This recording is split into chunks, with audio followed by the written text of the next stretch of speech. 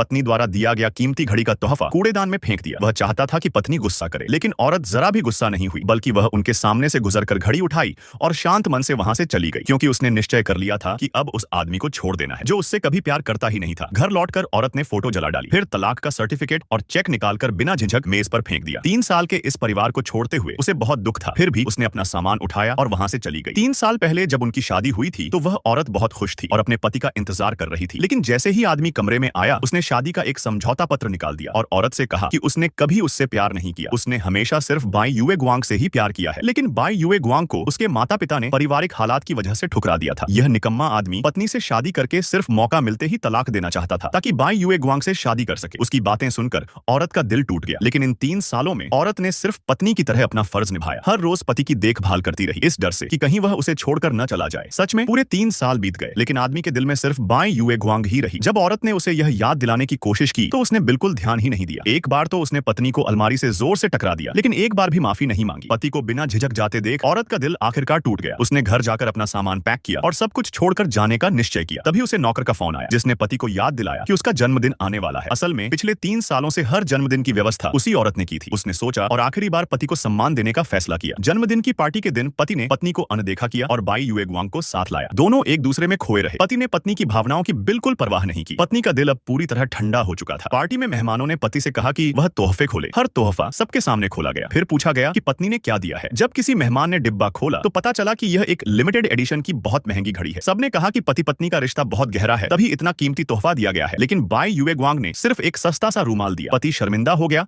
और मेहमानों को भी लगा कि बाई युए गुआंग का तोहफा बहुत हल्का है, लेकिन पति ने तुरंत वह रूमाल पहन लिया और सबके सामने उसकी तरफदारी की। उसने कहा कि यह रूमाल उसके लिए बहुत मायने रखता है, जबकि पत्नी का तोहफा तो बस पैसों की बर्बादी है। यह कहकर उसने पत्नी की दी हुई घड़ी कूड़ेदान में फेंक दी। पत्नी ने यह सब देखा और समझ गई कि मायने तो तोहफे के नहीं बल्कि इंसान के होते हैं। वह शांति से आगे बढ़ी और घड़ी उठाई, फिर पति की ही बात दोहराई कि सच में यह तोहफा कोई मायने नहीं रखता। इसके बाद वह वहां से चली गई। पति ने यह देखा तो उसे महसूस हुआ कि वह हद से ज्यादा बढ़ गया है। पत्नी के चले जाने के बाद वह सिर्फ बाई युए गुआंग के साथ रहने लगा, लेकिन उसका दिल हमेशा खाली खाली सा रहा। धीरे धीरे उसे एहसास हुआ कि असल में वह हमेशा अपनी पत्नी से ही प्यार करता था, लेकिन 3 साल पहले लिए वादे और जिद की वजह से वह झुक नहीं पाया। अब पत्नी को रोकने के लिए वह बहाने ढूंढने लगा ताकि उसे हमेशा अपने पास बांध कर रख सके। जब वह बाई युए गुआंग के साथ तोहफा लेने गया तो उसे पत्नी के हाल के रवैये की याद आई और अचानक घबरा गया। बाई युए गुआंग के न होने पर उसने पत्नी को मनाने की कोशिश की और उसे तोहफे की फोटो भेजी, लेकिन पत्नी ने कोई जवाब नहीं दिया। बेचैन होकर वह तुरंत घर दौड़ा, लेकिन वहां उसे पत्नी का कोई स्वागत नहीं मिला। तभी उसकी नजर मेज पर रखी चीजों पर पड़ी। वहां उसने तलाक का सर्टिफिकेट देखा